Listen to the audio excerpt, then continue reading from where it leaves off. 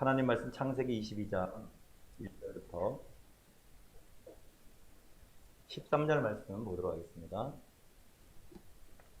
창세기 22장 1절부터 13절 말씀 한 절씩 교독하겠습니다.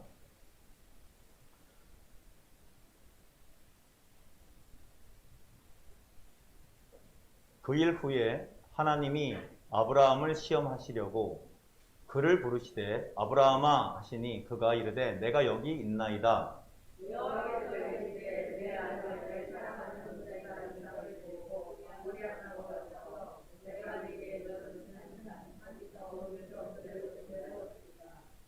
아브라함이 아침에 일찍 일어나 나귀의 안장을 지우고 두 종과 그의 아들 이삭을 데리고 번제에 쓸 나무를 쪼개어 가지고 떠나 하나님이 자기에게 일러주신 곳으로 가더니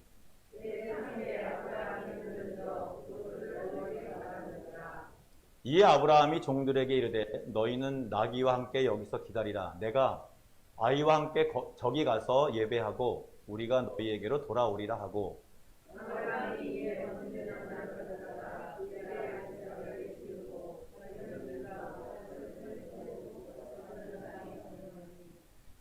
이삭이 그 아버지 아브라함에게 말하여 이르되 내 아버지여 하니 그가 이르되 내 아들아 내가 여기 있노라. 이삭이 이르되 불과 나무 있거니와 번제할 어린 양은 어디 있나이까?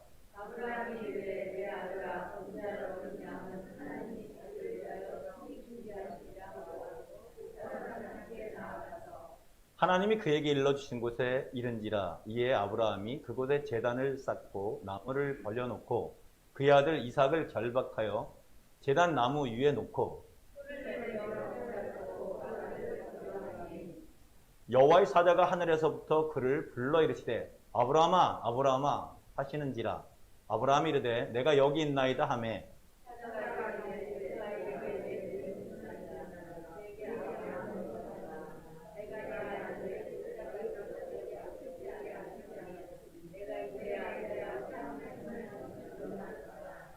(13절) 같이 읽습니다. 아브라함이 눈을 들어 살펴본즉 한 수장이 뒤에 있는데 뿔이 수풀에 걸려 있는지라. 아브라함이 가서 그 수장을 가져다가 아들을 대신하여 번제로 드렸더라. 아멘. 우리 옆 사람을 이렇게 축복합시다. 오늘은 어제보다 분명 나을 것입니다. 아멘.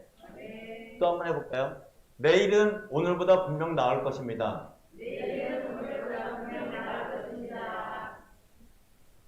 어느 뉴스에 보니까, 어느 뭐 토론에 보니까, 그 잘생긴 남자 MC가 이 얘기를 꼭 하더라고요. 꺾긋해가지고. 저희 크리스찬들에게 있어서는 하나님이 항상 평안을 주는 하나님이시기 때문에 내가 비록 지금 아프거나 어려움이 있을지라도요, 분명히 그것은 하나님의 계획 속에 있는 프로그램 안에 있는 상황이라는 거죠. 코로나 바이러스가 굉장히 힘든 것 같아도요, 하나님의 은혜로 이제 정말 좋은 날이 옵니다. 할렐루야. 그래서 오늘은 어제보다 분명히 나을 것입니다. 하나님 은혜로. 내일도 오늘보다 분명히 나을 것입니다. 하나님 은혜로요. 네. 오늘 제목을 그 일 후에라는 제목을 가지고 우리 창세기 22장 1절부터 13절의 말씀 맨 처음에 있는 그 일 후에라는 제목을 한번 붙여봤습니다. 그 뒤에 나오는 얘기는 이런 얘기죠.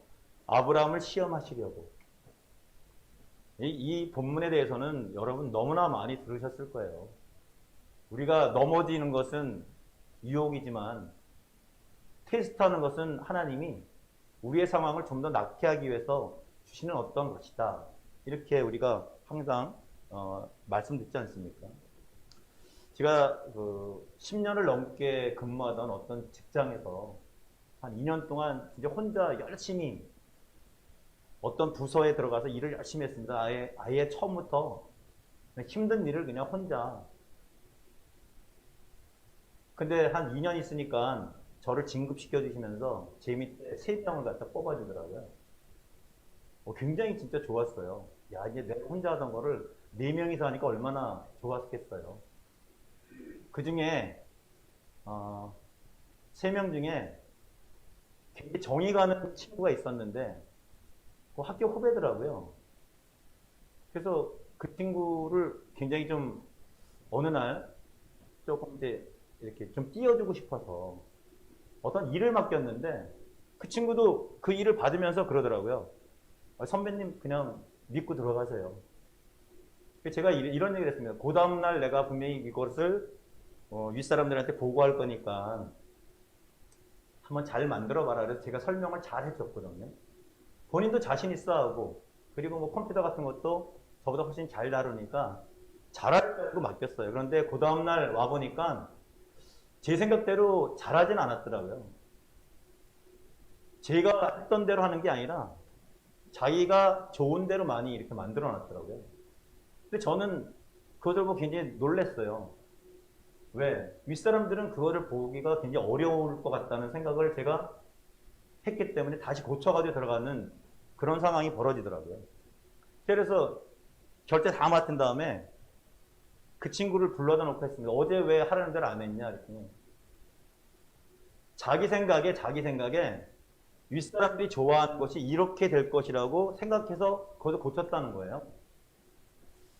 제가 잘 모르겠거니 이렇게 생각했지만 제가 후배이기 때문에 굉장히 야단을 친 적이 있습니다. 아마 그때 그 야단이 독이 됐는지 화가 됐는지 모르겠어요. 근데 중요한 것은 그 직장에 아직도 그 친구가 남아있다는 거예요. 아주 중요한 요직으로요. 아마 제가 생각하기에는 그 당시에 그에게 쓴소리 한 것이 아마 그에게는 굉장히 약이 됐을 거다. 이런 생각을 제가 개인적으로 합니다. 여러분, 하나님이 말씀하시는 것은 그대로 이루어진다는 것이 여러분 믿어지십니까? 지금 코로나 바이러스가 이렇게 정말 오래 갈 줄 몰랐잖아요. 그래서 여호와를 의지하는 자는 안전하다라는 말이 여러분 믿어지십니까? 갈수록 우리가 그런 시험에 굉장히 어려움 당하지 않습니까? 이제 뭐 12월 달이 별로 남지 않았어요. 지금 10월 달이니까.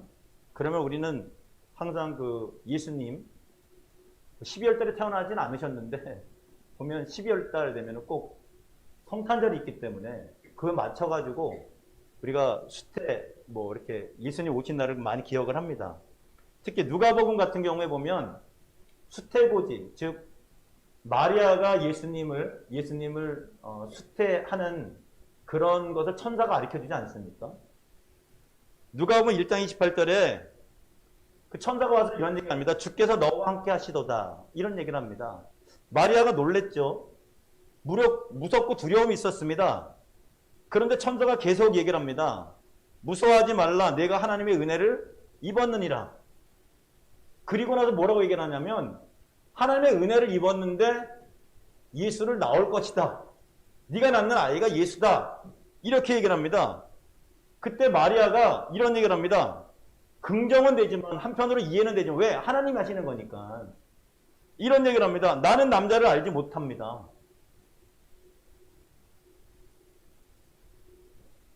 그러자 또 천사가 와서 이런 얘기를 합니다. 대저 하나님의 모든 말씀은 능하지 못하심이 없느니라. 이렇게 얘기를 할 때 비로소 누가복음 1장 38절에 마리아가 이런 얘기를 합니다. 말씀대로 내게 이루어지이다. 한번 따라해 보겠습니다. 말씀대로 내게 이루어지이다. 이게 무슨 말이냐면요. 이성적으로는 이해가 안 돼요.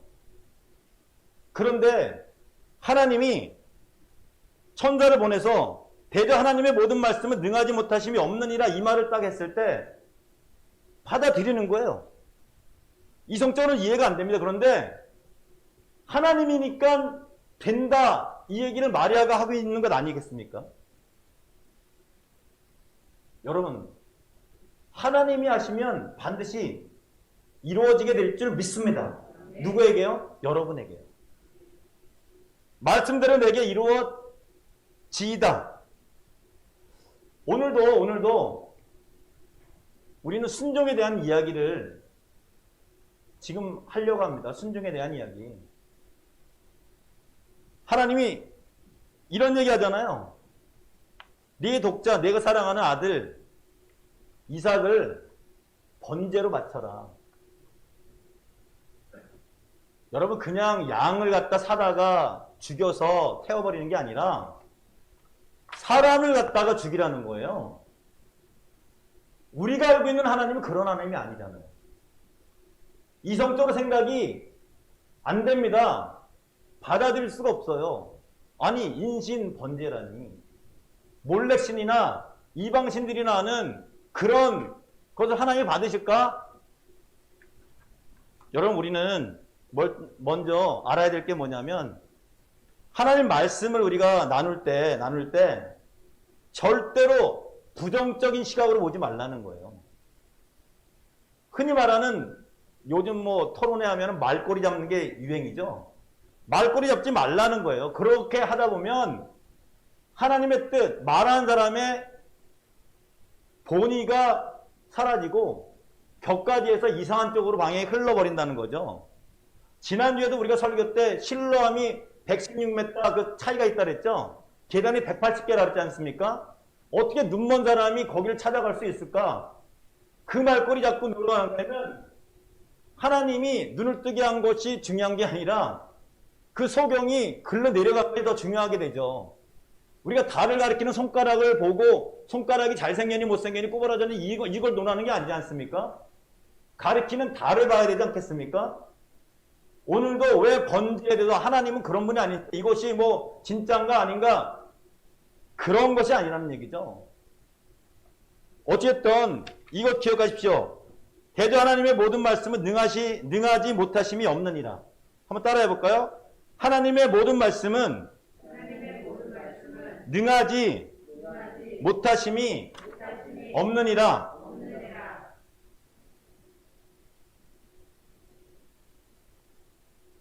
우리가 성경 말씀을 읽을 때 이런 생각을 많이 가지고 있잖아요.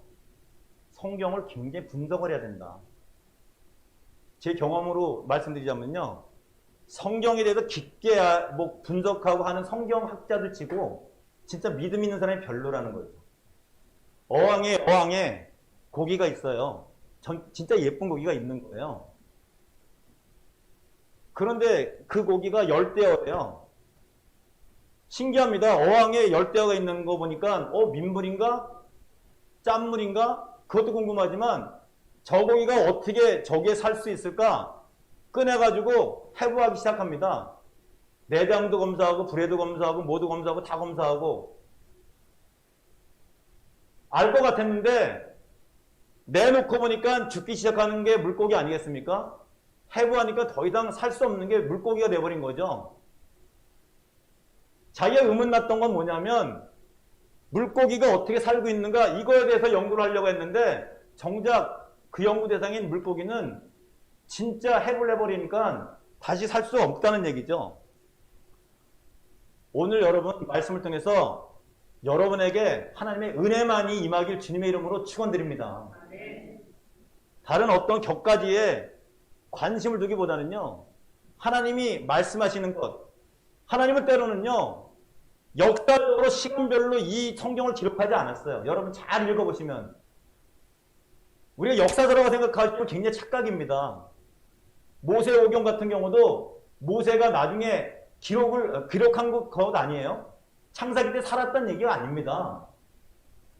이걸 내러티브라고 하는데 이야기는 이야기예요. 그렇지만 어떤 주제를 가지고 어떤 목적을 가지고 말씀하실 때 시간별로 이것을 정리해서 얘기하는 게 아니에요. 우리도 그렇지 않습니까? 어떤 사람한테 어떤 얘기를 할 적에 내 진위를 이야기하기 위해서 이 얘기했다가 저쪽 얘기했다 뭐 얘기했다 이럴 수도 있잖아요. 하나님도 분명히 그러한 시각에서 성경 저자를 통해서 오늘 말씀을 주셨고 그런 말씀이 성경에는 굉장히 많다는 얘기예요. 그럼에도 불구하고 하나님의 말씀은 1.1도 거짓이 없다는 것을 여러분 하나님을 경외하는 마음으로 믿으시고 오늘 말씀을 함께 나누길 주님의 이름으로 다시 한번 부탁을 드립니다.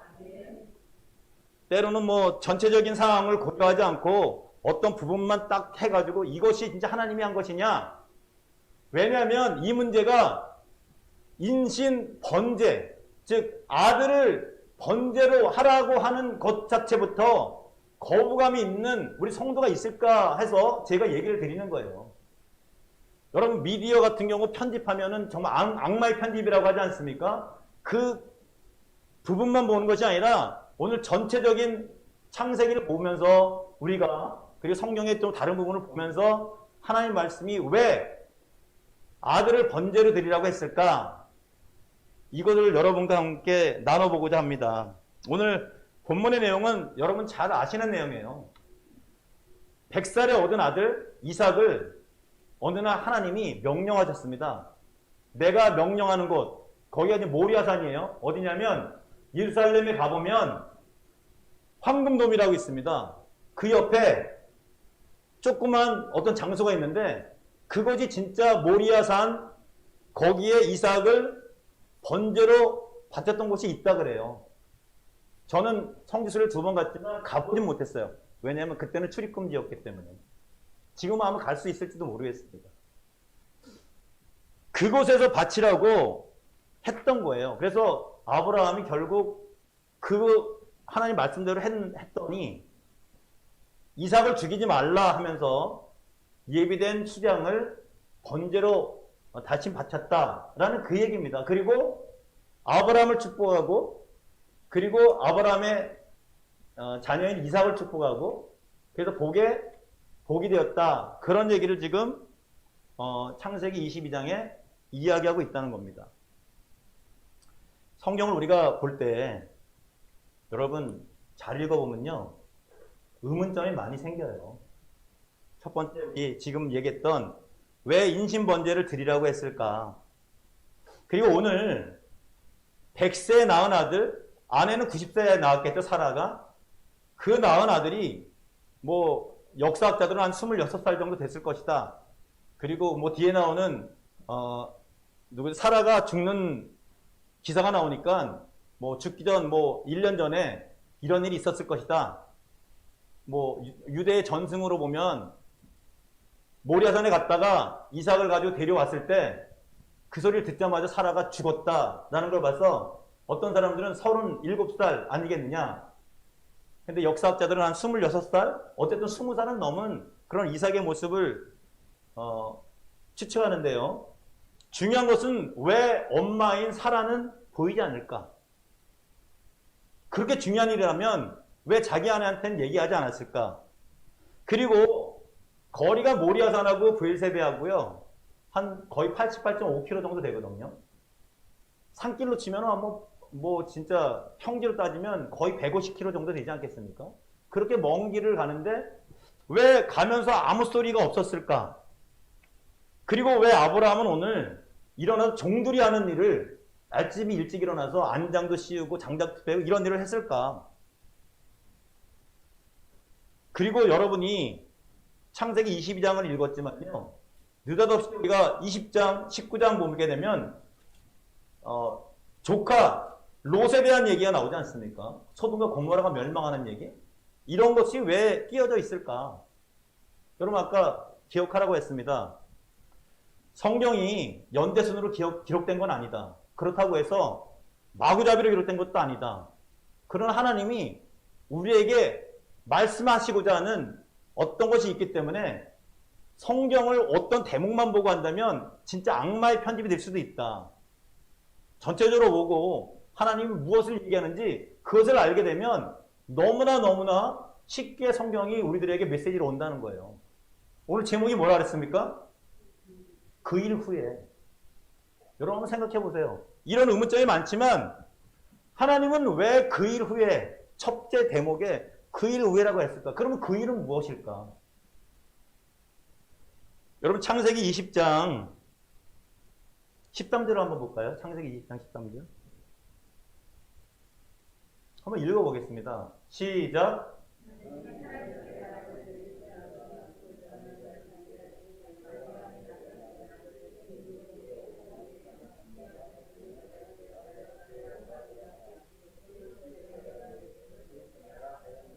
이게 무슨 소리냐면요.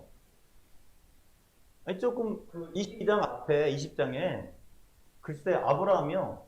자기 사라 아내를 또 아비멜렉이라고 하는 사람한테 아내로 줘버렸어요. 자기 아내를. 그래서 얘기가 뭐냐면 니는 내 동생이라고 해라.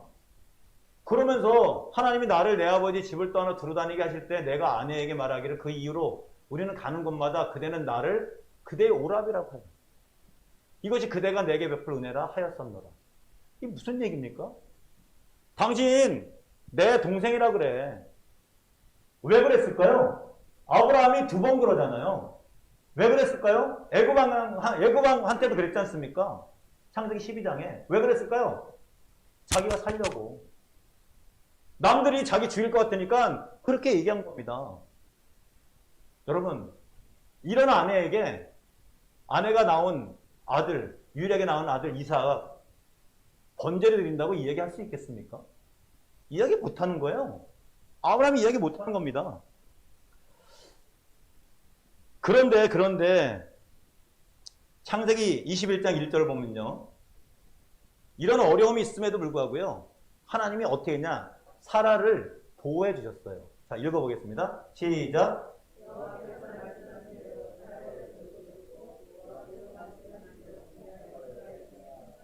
맞습니다. 하나님은요. 하나님 말씀하신 것을 그대로 지키는 언약의 하나님인지 믿으시길 바랍니다. 이것이 여러분에게 위로가 되시길 주님의 이름으로 축원합니다. 여러분 우리가 누굽니까? 하나님의 자녀예요. 하나님의 자녀는 하나님이 보호해 주십니다. 여호와를 의지하는 자는 안전하게 될 줄 믿습니다. 사라가 남편이 배반을 했어요. 그런데도 하나님이요 구해 주셨어요. 심지어는 아비멜렉에게 은천을 갖다가 받으면서까지 다시 아브라함에게 돌아옵니다. 사라가. 왜 그랬을까요? 사라에게 아들이 생겨야 되거든요. 하나님이 약속하셨잖아요. 창세기 18장 10절에 내 안에 사라에게 아들이 있을 것이다. 창세기 17장 19절에 내 안에 사라가 정령 아들을 낳으니 너는 그 이름을 이삭이라고 해라. 웃음이라고 해라. 이렇게 얘기를 하셨잖아요. 근데 그 아내가 잘못되면 안 되지 않습니까? 그러니까 하나님이 말씀하신 것은 그대로 지키려고 지켜주셨다는 거예요. 근데 그런 아들을 낳은 사라에게 어떻게 이삭을 오늘 번제로 바친다고 얘기를 합니까? 그러니까 없는 거예요. 이삭이 사라가 없는 거예요. 당연한 겁니다. 그리고 하나님은 창세기 22장 2절에 왜 내 아들을 사랑하는 목자 이삭이라는 단어를 쓰셨을까? 이게 하나님이 단어 하나하나에도 하나님이 굉장히 어떤 메시지를 주신다는 것을 우리가 기억해야 됩니다. 창세기 22장 1절에는 그 일 후에, 여러분 그 일 후에라는 것은 그 앞에 있는 많은 사건들을 얘기하잖아요. 하나님이 아브라함에게 창세기 12장에는 본토 친척 아비집을 떠나라 그랬습니다. 그러면 내가 너에게 복을 줄 것이다. 자손이 많아지고 내 이름이 창대하게 되고 너를 통해서 많은 사람들이 복을 받을 것이다. 복의 근원이 될 것이다. 복이 될 것이다. 이렇게 얘기를 하지 않습니까? 그런데도 아브라함은 계속 가면서 아내를 갖다가 자기 살려고 팔기도 하고 벌써 2번째죠. 이런저런 굉장히 일을 합니다. 그러다가 창세기 15장에 어떤 일이 일어납니까? 헷불 언약이라는 걸 통해서 하나님이 다시 한번 얘기를 합니다. 그랬더니 아브라함이 믿는다고 얘기를 해요. 저 하나님 믿습니다. 그러니까 하나님이 좋게 생각하셨어요. 그래서 하나님과 아브라함의 사이가 의롭게 됐다 그랬습니다. 여러분 하나님 나라는 먹는 것과 마시는 것에 있지 않습니다. 할렐루야. 의와 평강과 희락이 있습니다. 의가 뭐라 그랬냐면 하나님과 관계가 올바른 것이 의라 그랬지 않습니까? 자, 그럼에도 불구하고 계속 17장, 자, 18장 하나님의 사자들이 왔을 때 너 아들이 생길 거야 내년 이맘때. 그런데 사라도 웃고 아브라함도 웃었어요. 왜? 육체적으로 보면 나올 수 없는 그런 상황이기 때문에 웃었습니다. 그런데 정색을 하면서 나올 것이야 그랬더니 사라가 안 웃었다고 두려워하면서 그런 모습을 우리가 계속 보지 않습니까? 드디어 아들이 낳습니다. 아들이 낳았어요. 근데 이스마엘이라고 하는 사람 또 아브라함과 하갈 사이에 나오지 않았습니까? 그 나이는 13살이고 아이 낳았을 때 이삭은 1살이었어요. 실용하니까 사라가 뭐라고 그럽니까? 이스마엘은 우리 아들과 절대로 기업을 나눌 수가 없다. 여보, 저 사람을 쫓아내라고. 쫓아내지 않습니까? 그게 언제 얘기냐면 창세기 21장에 있는 얘기 아닙니까? 21장. 자, 20장, 21장 계속 그런 얘기예요. 하나님의 말씀을 믿는다고 하면서도 어떤 일이 일어나냐면 아내를 갖다 자기를 위해서 남에게 아내도 주기도 하고 그 아내 사라는 뭐라 그러냐면 낳을 수 없는 자기 상황에서도 자기가 아들을 낳게 되자 그 아들을 어떻게 하냐? 유일한 아브라함의 아들이라고 생각하면서 쫓아내지 않습니까? 여러분 우리가 성경을 자세히 보면요. 21장에 하가가 이스마엘이 쫓겨났어요. 광야로 쫓겨납니다. 근데 하나님이 뭐라 그러냐면 아브라함에게 고민하는 아브라함에게 이런 얘기를 해요. 너 사라 말 들어. 근데 중요한 것은 네가 난 씨도 이스마엘도 네 씨다 이렇게 얘기합니다. 여러분 성경을 잘 읽어보세요. 창세기 21장 13절을 한번 보겠습니다. 될까요? 21장 13절. 그러나 여종의 아들도 네 씨니 내가 그로 한 민족을 이루게 하리라. 실제로 하가가 이스마엘이 어려움 중에 쫓겨났지만 하나님은 그를 돌보시고 큰 민족이 되게 하십니다. 근데 사라는 어떤 생각을 가지고 있느냐? 아브라함의 씨는 무조건 이삭이라고만 생각한 거죠. 근데 성경을 잘 읽어보면 하나님이 그렇게 말씀하셨어요. 여종의 아들도 누구의 씨다? 아브라함의 씨라고 분명히 얘기를 한 거예요. 제가 왜 이 얘기를 계속 얘기하느냐? 왜 이삭을 갖다가 번제로 드리려고 했을까? 여러분 어떠세요? 어떤 생각이 드십니까? 앞에 계속 읽어보니까 아브라함이 어떤 쪽으로 흘러가고 있습니까? 자기 생각, 아내의 생각, 욕심 따라 이렇게 가지 않습니까? 심지어는요. 21장 말에는 어떤 일을 하냐면 아비멜렉과 언약을 맺어요. 뭐해? 브엘세바에서 운물에 대한 언약을 맺습니다. 어느 날 아비멜렉 사람들이요. 아브라함 사람들이 파놓은 운물을 갖다가 점령합니다. 그래서 뭐라고 하냐면 그 마을 끝에 수장 7개를 주면서 7마리를 주면서 야 이거 우리가 팠다는 것을 언약하자. 그래서 아비멜렉하고요. 언약을 하는 게 창세기 21장에 마지막에 나와 있는 그런 얘기입니다. 여러분 창세기 12장부터 여러분 쭉 읽어보시면서 이런 생각을 가지셔야 됩니다. 하나님이 아브라함을 택했을 때 본토 친척 아비집을 떠나서 내가 너희에게 지시한 땅으로 가라고 했을 때 이스라엘 땅으로 가라 했을 때 중요한 것은 내 이름을 크게 하고 자손이 많게 하고 너를 통해서 많은 사람들이 복을 받으라 이렇게 얘기를 하지 않습니까? 그런데 창세기 21장 말에 보면 그런 얘기가 아니에요.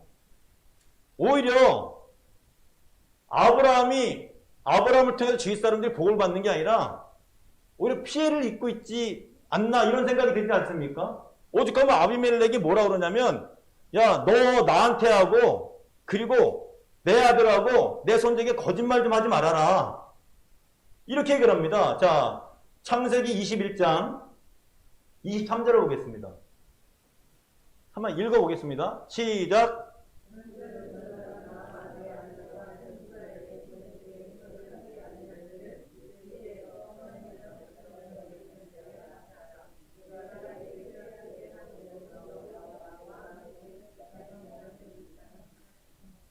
아멘.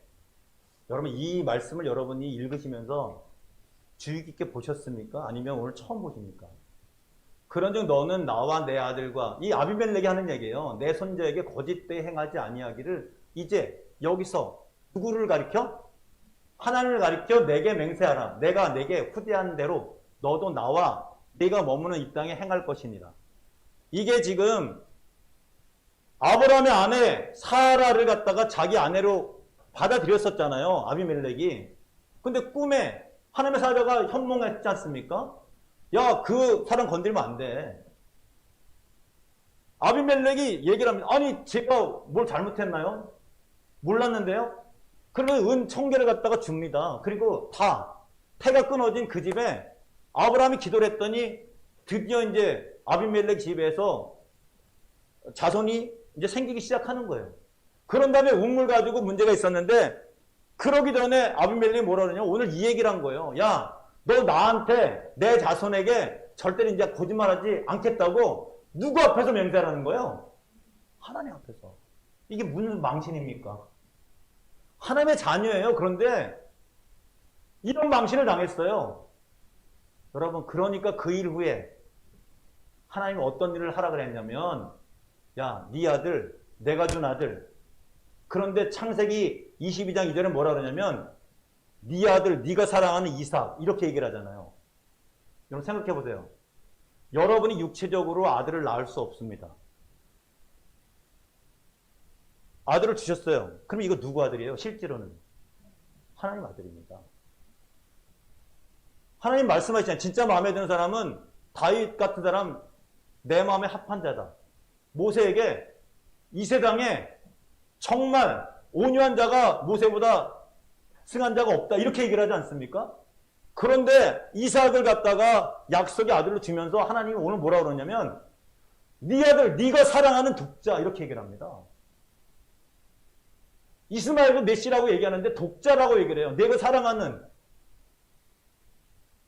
여러 명 중에 내가 사랑하는 네가 사랑하는 독자 이렇게 얘기를 합니다. 반어법이겠죠. 약간 뒤틀어 하는 얘기 아니겠습니까? 걔를 오늘 바치라는 거예요. 여러분 무슨 얘기일까요?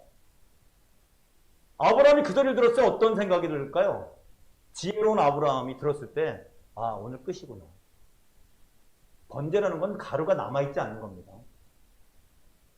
우리 아들을 자, 그러면 하나님이 나에게 약속한 거 전부 다 안 된다는 건 아니겠습니까? 그러니까 아침에 일찍 일어나서 무슨 얘기를 하냐? 종들이 하는 일을 자기가 하는 거예요. 여러분, 하나님의 나라는 먹는 것과 마시는 것이 아니라 의라고 그랬지 않습니까? 하나님과의 관계라고 그랬지 않습니까? 아, 내가 너무나 하나님 멀리 떨어져 있구나. 너무 멀리 나가 있구나. 아니, 하나님의 영광을 드러내라고 그랬는데, 아니, 남에게까지 뭘 쌓아주면서까지 언약을 맺어? 그때 깨달은 거예요. 그러니까 이제 하나님과의 관계를 돈독하게 하기 위해서 일찍 일어나서 장작도 직접 하고 말도 하고 뭐도 하고 3일 동안 걸어가면서 아무 말 없었다는 게 자기 자신을 돌아본 것 아니겠습니까? 사라가 그렇게 하는 얘기, 아, 내 탓이구나. 사라에게 뭐 어떤 핑계를 댈 게 아니에요. 창세기 2장, 3장, 자, 선악과 먹은 것에 대해서 서로 핑계를 대지만 아브라함은 그런 생각이 아니라 깨달음이 있었기 때문에 묵묵히 갈 수밖에 없습니다. 그리고 창세기 22장 9절을 보겠습니다. 창세기 22장 9절. 22장 9절에 뭐라고 되어 있습니까? 뭐라고? 자, 한번 읽어보겠습니다. 시작.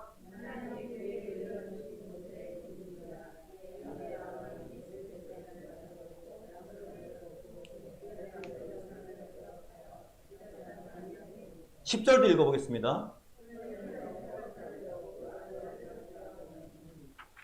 여러분, 이 9절, 10절이 왜 이렇게 자세하게 기록되어 있을까요? 하나님이 그에게 일러주신 곳에 이른지라. 이 아브라함이 그곳에서 뭘 쌓았다고요?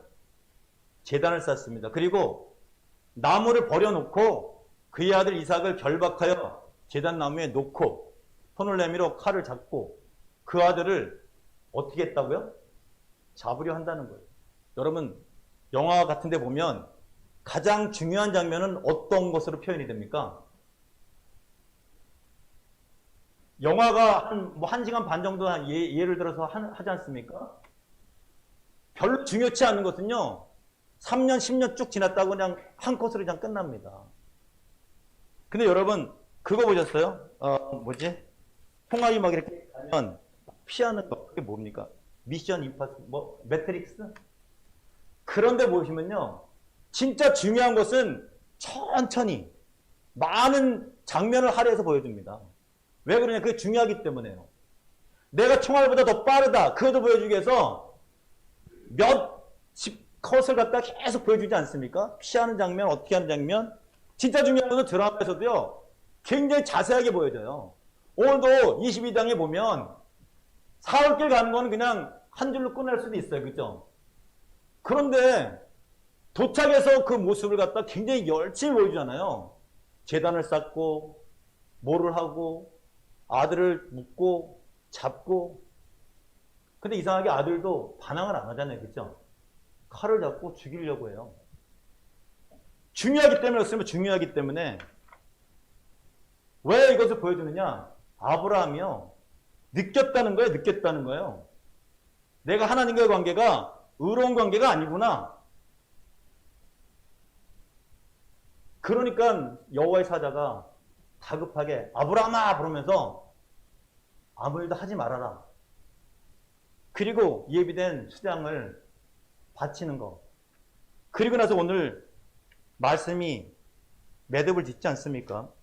여러분 창세기 22장 16절부터 18절 말씀 보겠습니다. 창세기 22장 16절부터 18절 말씀. 안 되면 22장 12절 먼저 보겠습니다. 자, 16절부터 18절 보겠습니다. 시작.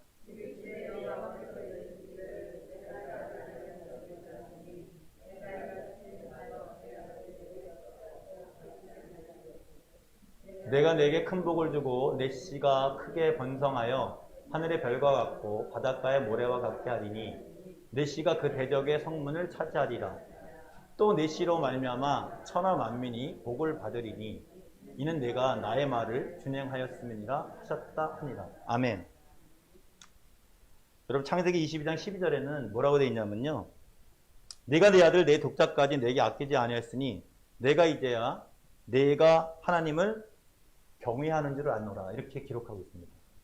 그 말을 다시 한 게 16절의 말씀이죠. 네 독자를 아끼지 아니하였다. 이것이 뭐냐면 우리가 흔히 말하는 순종의 얘기예요. 순종. 이스라엘아 들으라. 여러분 신명기 6장 4절 5절 말씀 아시죠? 유대인들이 항상 이마에 쓰고 뭐 여기에 쓰고 길 걸을 때나 잠잘 때나 언제나 하는 얘기. 너는 마음을 다하고 뜻을 다하고 힘을 다하여 주 너의 하나님을 사랑하라. 이게 마태복음 22장 37절에도 있지 않습니까? 네 이웃을 내 몸과 사랑하라. 이것이 선지자의 율법이다. 이게 쉐마라 그래요. 쉐마. 샤마. 이스라엘아 들으라. 여러분 우리가 창세기 22장 순종에 대해서 얘기했지만 실제로 사무엘상 15장에 가보면 누구에 대한 얘기가 나오냐면 사울왕에 대한 얘기가 나와요. 사울왕이 그때 이런 얘기 하지 않습니까? 아말렉과의 싸움에서 하나님이 전리품 다 죽여라. 그런데 사울왕이 남긴 게 있죠. 뭐를 남겼습니까? 아말렉의 왕 아각을 죽이지 않았잖아요. 그리고 좋은 거 다 남겨놨잖아요. 그때 선지자가 뭐라고 합니까? 사무엘 선지자가 와가지고 하나님이 번제보다 여호와 하나님 말씀 듣는 것을 좋아하지 않겠느냐. 이렇게 얘기를 합니다. 그래서 이 순종이라는 말은 어찌 보면 하나님의 말씀을 듣고 행하는 것, 이것 자체를 얘기하는 거거든요. 자, 오늘 하나님의 순종에 대해서 이야기를 했지만 실제로 하나님이 순종했을 때 어떤 것 때문에 복을 주셨느냐? 창세기 22장 12절 자 한번 읽어보겠습니다. 큰 소리로 한번 읽어보겠습니다. 시작.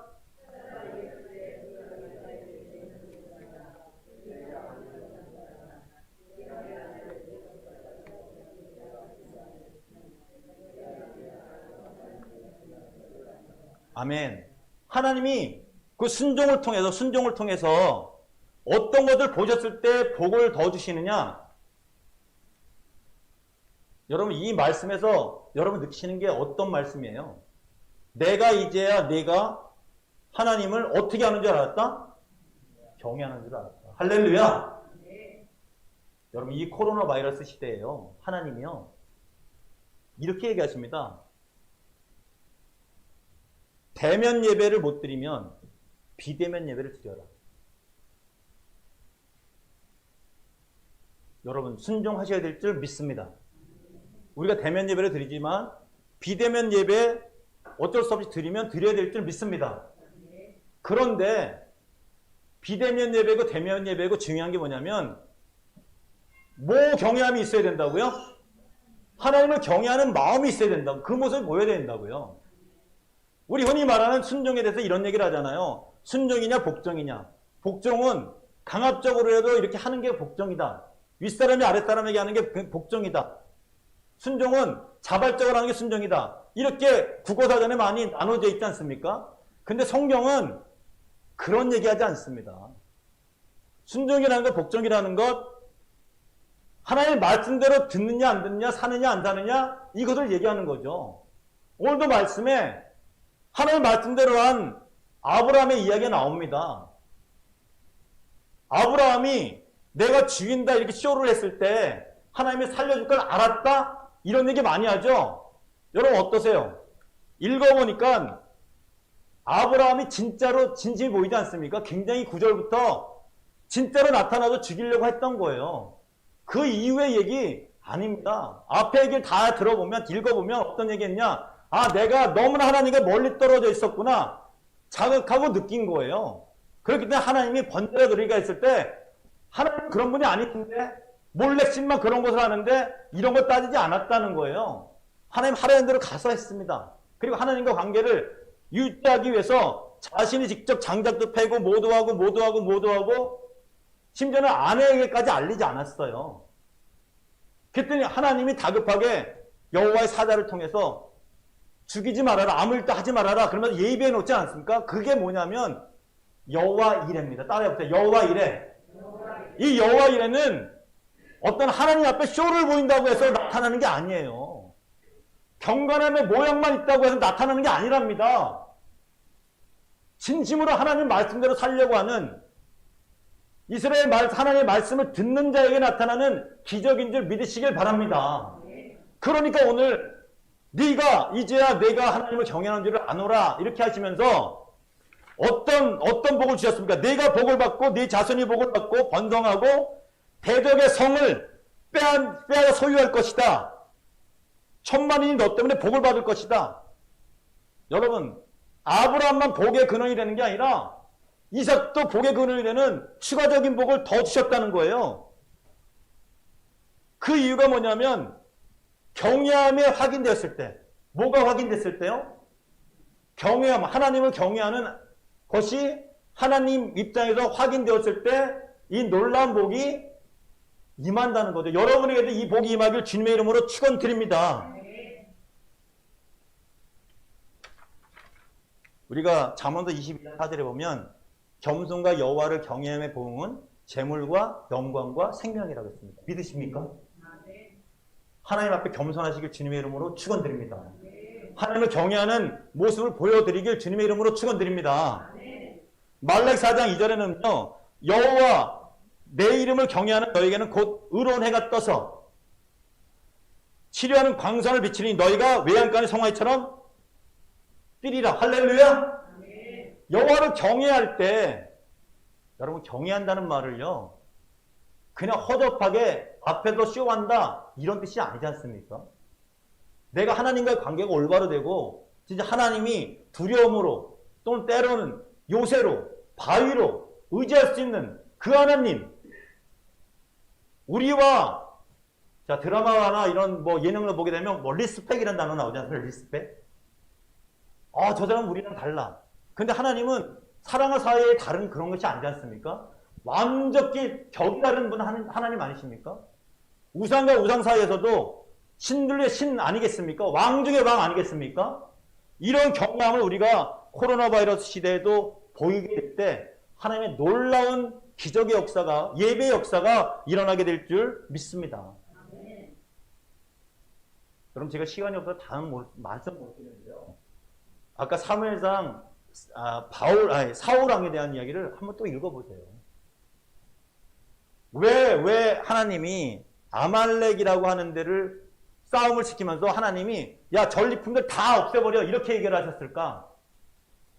그 전에 앞에 이야기를 보면요. 사무엘상 13장에 사무엘이 오기 전에 사울왕이 뭐를 했냐면 자기가 제사장 역할을 했지 않습니까? 사무엘이 와서 뭐라고 그러냐면 왕이시여 왜 그런 일을 했습니까? 기다리지.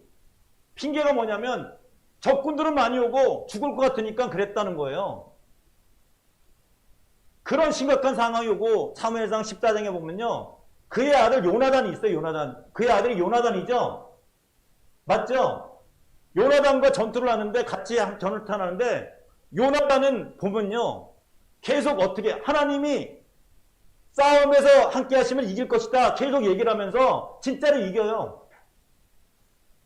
하나님은 숫자의 싸움이 아니라 하나님이 함께 하시냐 안 하느냐 이것 때문에 이기게 하신다는 거예요. 요나단은.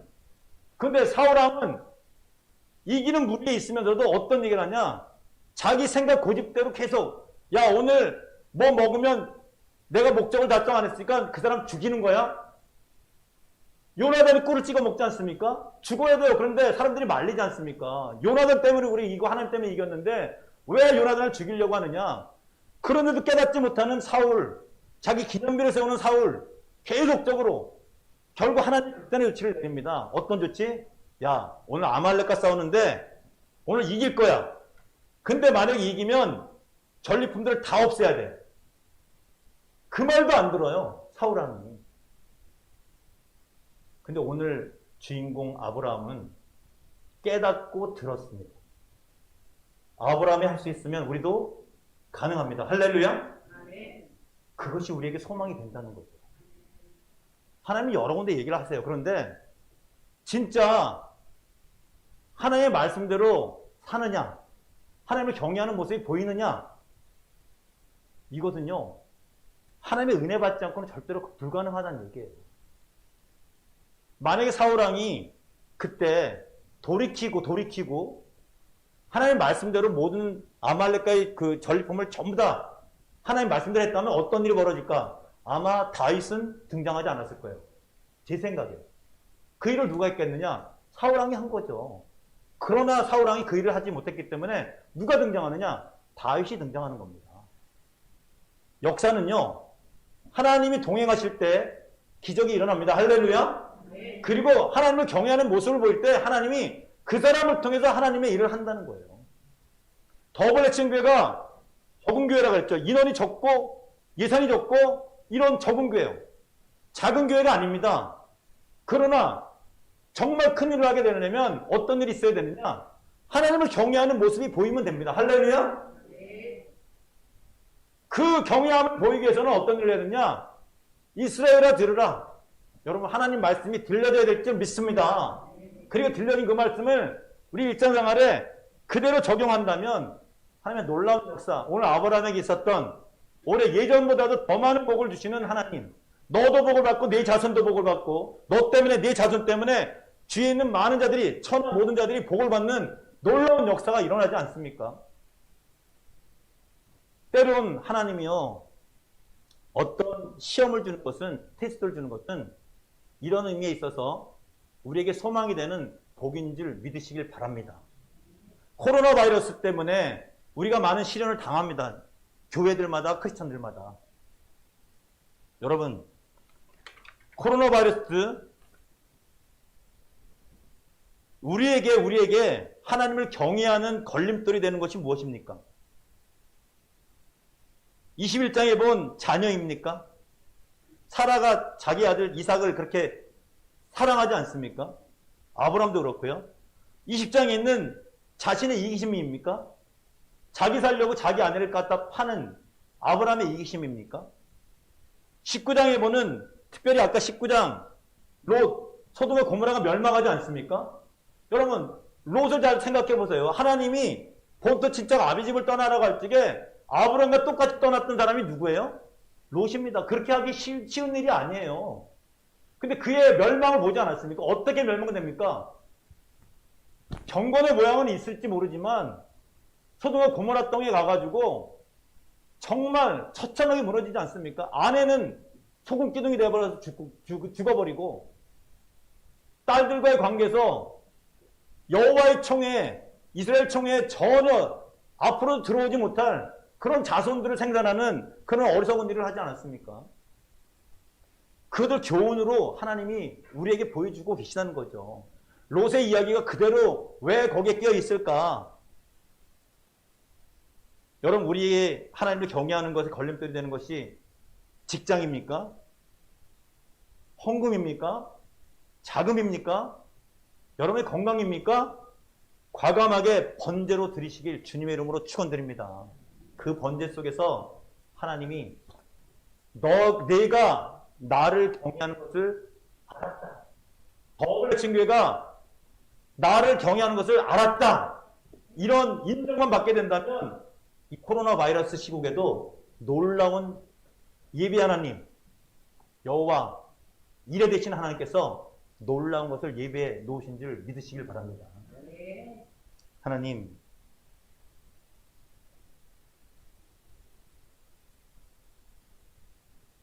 형식적으로 순종하지 않게 하시고 여호와를 경외하는 마음이 있게 더블레싱 교회와 관련된 우리 사랑하는 권속들에게 은혜를 베풀어 주시옵소서. 대면 예배가 중요한 것이 아니고 비대면 예배가 중요한 것이 아니라 내가 어느 곳에 있든지 하나님을 경외하는 마음이 중요합니다. 하나님의 말씀을 듣지 않고는 절대로 그러한 경외함이 생겨날 수 없습니다. 성경에는 많은 인물들이 있습니다. 하나님을 경외하는 마음. 아무리 물질을 바쳐도 아나니아 삽비라 같이 성령님을 속이고자 하는 그런 마음이 있다면 그것은 하나님을 경외하는 마음이 아닙니다. 사울왕처럼 자기 자신을 위해서 사는 많은 세상적으로는 축복을 받은 것 같지만 실제로 하나님을 경외하는 마음이 없다면 그도 결국 멸망의 길로 갈 수밖에 없다는 것입니다. 롯처럼 믿음이 좋았지만 환경에 따라서 어쩔 수 없이 오늘 아브라함은 하나님과 멀리 떨어져 있는 관계 속에 있었습니다. 그러나 하나님이 아들을 바치라고 했을 때 자기 깨달음이 왔습니다. 그래서 그는 하나님과 관계를 회복하려고 정말 순종의 삶을 하나님께 보여드렸습니다. 그랬을 때 하나님은 네가 이제야 나를 경외하는 줄 알겠다 하시면서 그에게 약속하신 언약의 복을 다시 한번 확인시켜 주시고 더 복을 주셨습니다. 더블레싱 교회 출입하는 모든 사랑하는 권속들이 더 많은 복을 받게 은혜를 더하여 주시옵소서. 오늘 깨달음 있게 은총을 베풀어 주시옵소서. 이 모든 말씀을 우리 주 예수 그리스도 이름으로 기도드렸습니다. 아멘. 교회 그 소식 보면 다니엘 기도회가 11월 1일부터 21일 사이에 있어요. 그리고 여러분 알다시피 이제 11월 달부터는 아마 위드 코리아라고 해서 아마 이게 교회에도 아마 대면 예배가 많아질 가능성이 많죠. 그래서 그런데 이제 중요한 것은 그렇게 했을 때 분명히 또 문제점이 생긴다는 거죠. 우리가 그것을 예측을 하고 또 대비해야 됩니다. 우리가 믿을 분은 하나님밖에 없지 않습니까? 지금 여러분이 보시다시피 주일학교 예배 저희가 못 드리고 있어요. 그래서 그것을 뭐 선생님들이 걱정해서 어떻게 해야 될까? 그래서 어떤 분은 뭐 오후 예배 3시에 같이 드리는 게 어떨까? 청년들도 안 나오니까 같이 드리고 뭐 성인들도 안 나오는 분이 있으니까 같이 한번 드려보자. 그러나 실제로 우리가 비대면 시기에는 잘 그것이 이루어지지 않았죠. 그러나 이제는 위드 코리아가 됐을 때 또 한번 우리가 기도하고 복음을 전하기 위해서 그런 모습을 한번 계획해 본다면 또 하나님이 또 시간에 그렇게 또 올바른 길로 가게 하시지 않을까 하는 생각이 듭니다. 그래서 오늘 아브라함의 그 역사를 보면서 사람은 완전하지 않아요. 교회도 완전하지 않습니다. 우리 모두 다 완전하지 않습니다. 그렇죠? 한 번도 가본 길이 아니기 때문에. 그러나 중요한 것은 하나님을 경외하는 마음만 변치 않는다면 똑같은 상황일지라도 다르게 역사하시는 하나님의 기적을 볼 수 있을 줄 믿습니다. 기도하십시오. 여기 놓고 기도하시고 우리 영혼들 위해서 기도하시고 그래서 정말 하나님이 어떻게 더블레싱 교회를 이끌어 가실까 기대하면서 살아가는 한 주가 되시길 주님으로 다시 한번 축원합니다. 헌금을 위해서 제가 기도하겠습니다. 하나님 아버지, 저희들이 헌금을 드렸습니다. 11조를 드리고 감사 헌금을 드리고 1,000번제를 드렸습니다. 그리고 각종 감사 헌금을 드렸습니다. 생일이 있는 자는 생일 또 헌금도 드렸습니다. 하나님, 이 모든 것이 하나님 나라 확장을 위해서 크게 쓰임받을 수 있게 은혜를 더하여 주시옵소서. 이 모든 말씀 우리 주 예수 그리스도 이름으로 기도드렸습니다. 사랑으로 이제는 우리 주 예수 그리스도의 은혜와 하나님 아버지의 무한하신 사랑과 성령님의 교통충만 인도하심이 오늘 예배 드리고 돌아가는 사랑하는 권속들 위해 지금부터 영원토록 함께하기를 축원합니다. 아멘.